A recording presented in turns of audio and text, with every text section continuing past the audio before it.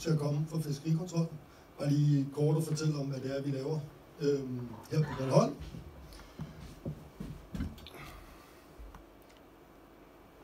Skal du låne sådan en her?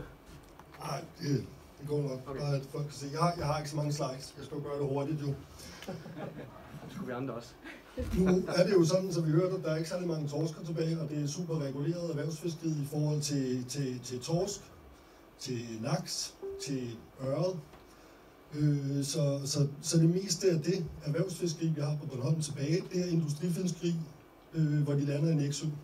Det er hovedsageligt sild og brislinger, og det er hovedsageligt polske både, der er enkelte danske både, der kommer, der er stadig fiskere, også nogle af de lokale. Nu skal man logge på staten her, så kommer der hele tiden sådan en op og generer mit billede her. Det var lidt irriterende. Men derfor så, i vintermånederne fra september og indtil april nu, der er meget af vores arbejde faktisk på Nexø Havn med de industrilandinger. Der kommer bådene ind med fra mellem 5.000 kilo og op til 200.000 kilo fisk. Og der er jo sådan, at vi er sådan set sat i værken i fiskerikontrollen på grund af EU. Og de her landinger, den er der krav til, at vi kontrollerer en vis procentdel af. Der kan komme mange. Og når vi står med sådan nogle landinger med mellem 5.000 kilo fisk og 200.000 kilo fisk, og I ringer til mig og siger, nu står der et garn nede ved Rakhammerøjet, så vælger jeg at kigge på 100.000 kilo fisk frem for et garn på Rakhammerøjet. Vi vil gerne være over det hele. Vi er super glade for, når der bliver fortalt noget, men vi skal opfylde de her mål fra EU som fiskerikontrol og skaffe de her tal. Det er vores primære opgave, også her på Bornholm. Jeg vil lige fortælle kort, når de så kommer ind med fiskene, så bliver de her fisk kørt over et losseanlæg. Opkøberen, der køber fiskene, skal udtage nogle prøver gennem hele den her landing. Det moniterer vi og ser, at de gør det rigtigt.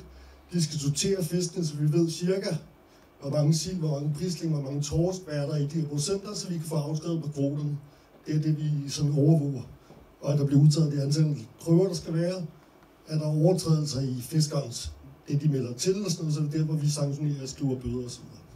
Så det er i vintermånederne, september til april, der kigger vi rigtig meget på de her fisk. Også fordi at vores konsum, altså madfiskeriet til, det ved I alle sammen, især er der det oppe i årene.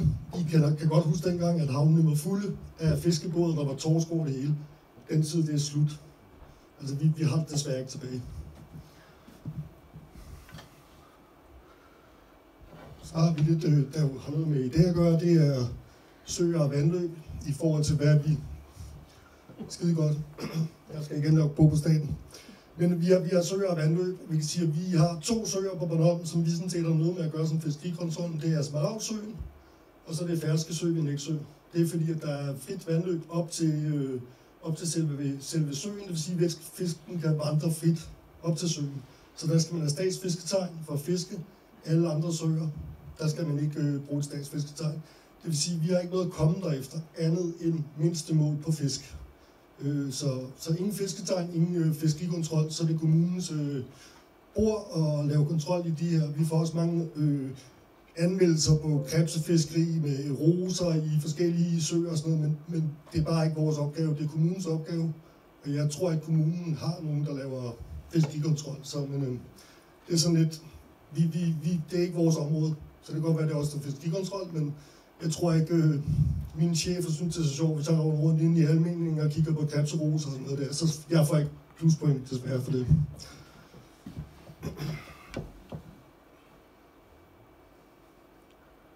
Det kan blive ved med at lukke dem der.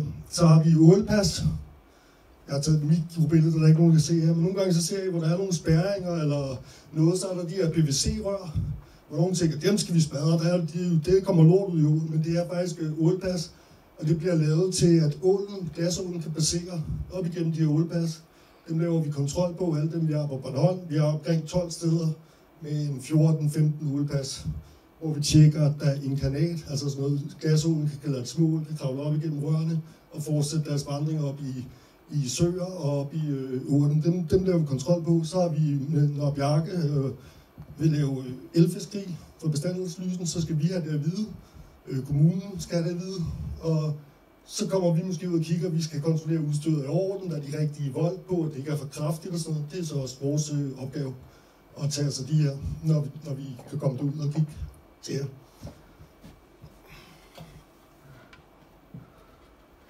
Og så bare for, at man tænker, men de der fiskerikontrollører, de der 2, vi er tilbage på Bornholm, de kunne kraftigt godt hele tiden være ved vandet og kigge på os. Så vil jeg bare sige, at vi har jo nogle borgerhenvendelser, der kommer. Dem skal vi svare på. Vi har høringssager, som Tine sender til mig. Det er kun inden for vandløb, som hun sender. Jeg skal sætte det i høring hos nogen. Hvis det er større projekter, som nede ved et slusegård, og det er sådan, så jeg tænker, okay, det sender jeg så til det Aqua, der er en direkte forbindelse, og siger, er der noget ved det her projekt, kommunen vil lave, som I ikke synes er i orden, eller I vil kommentere på, så kan jeg være, så sidder jeg og formidler mellem kommune og det Aqua.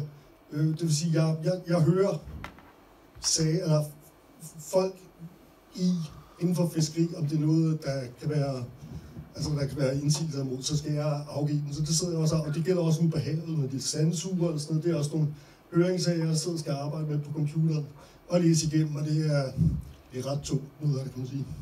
Så har vi aktindsigter for journalister, vi har forespørgsler på politisk side, så har vi selvfølgelig det kontrol og det erhvervsmæssige, men der er masser af computerting, der bare skal løses, mails, love, der skal læses, der kommer hele tiden nye ting, vi skal sætte os ind i. Så vi kan ikke bare, vi har desværre ikke tid til hele tiden at være ved vandet, selvom mig og mine kollegaer helst bare ville være ved vandet hele tiden. Men sådan er livet ikke mere. Jeg har så ikke så meget mere til jer. Jeg skal også skynde mig, for ikke at vide jo. Bjarke er en hård arbejdsgiver. Så har jeg, at selvom vi fanger små fisk, dem skal vi være glade for. Og passe godt på, om det så er en ålkvarpe, være glade for at kigge på dem. Og så som lystfiskere skal vi også blære os, når vi fanger nogle store, så det er de vant til at gøre her. Så vil jeg lige slå et slag for, at ser man garn, ser man ulovligheder, så er det rigtig nemt at gå ind på internettet og skrive i et søgefelt ulovligt fiskeri. Så kommer man ind på Fiskeristyrelsens hjemmeside, og så kan man lave en anmeldelse. Det tager ikke så lang tid at gøre. Og vi er rigtig glade for at få anmeldelser, fordi så ved vi, hvor der foregår nogle ting, vi kan kigge på. Og man kan sige, for at vi skal kunne være ved vandet og have mere tid der, så er anmeldelser en god ting.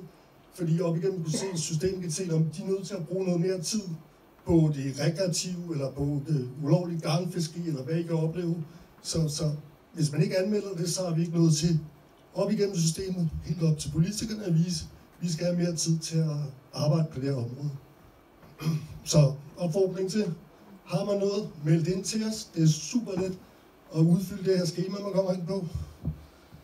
Så endelig gør det, når vi ringer jer op. Jeg ringer jer op, jeg på Bornholm, siger hvad de har set, siger hvis jeg har mulighed for at komme og kigge på det. Vi ser det, vi vil godt gøre noget ved det, hvis vi har mulighed, hvis vi har tid. Men desværre så arbejder vi også kun 37 timer om ugen, ligesom de fleste undtagen, de stakkels landmænd, der må knokle 50-70 timer om ugen. Men sådan er det jo, og vi er ikke i døgndrift. Og I kender jo selv de der polske fiskeskib, som der er blevet skældt ud, også på os om her på Bornholm. Men vi laver også en vagtplan. Vi skal også fri weekenden en gang imellem. Blæser det lige den weekend, hvor vi er weekendvagt, så det er jo ikke sikkert, at vi ser dem resten af den måde. Du ved sådan, vi gør det så godt vi kan, men vi er glade for al den hjælp, vi kan få for borgerne, for jer, for alle, og vi gør det bedste, vi kan i hvert fald.